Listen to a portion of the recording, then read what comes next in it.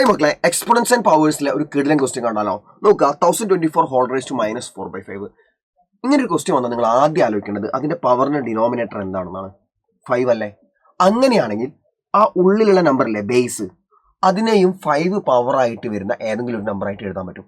നിങ്ങൾ എന്നിപ്പോൾ എന്ത് ചെയ്യുക, 1024 വരുന്ന പവർ 5 വരുന്ന ഏതെങ്കിലും നമ്പർ ആലോചിക്കുക. അതായത് ഫോർ എക്സാമ്പിൾ 2/5 എന്ന് പറയുമ്പോൾ 1024 അല്ല, 3/5 നോക്കുക, അല്ല 4/5 നിങ്ങൾക്ക് കറക്റ്റ് 1024 എന്ന് കിട്ടും. അപ്പോൾ 1024 വരെ നിങ്ങൾ എന്ത് കൊടുക്കുക, 4/5 കൊടുക്കുക. ഹോൾ റേസ് ടു എന്താ പവർ, -4/5 അല്ലേ?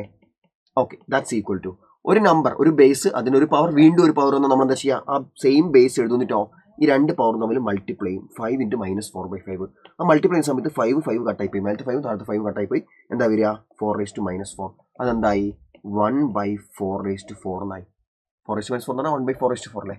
ഇതാണ് ഫൈനൽ ആൻസർ വരിക. ക്ലിയർ ആണല്ലോ? അപ്പോൾ ഇങ്ങനത്തെ ക്വസ്റ്റ്യൻസിൽ നമ്മൾ പവറിൻ്റെ ഡിനോമിനേറ്റർ എത്രയാണോ അത് പവർ വരുന്ന രീതിക്ക് ബേസിനെ മാറ്റി എഴുതാൻ ശ്രമിക്കുക. സോ ദാറ്റ് മൾട്ടിപ്ലൈ ചെയ്യുമ്പോൾ കട്ടായി പോകും. ഓക്കെ അല്ലേ? All the best.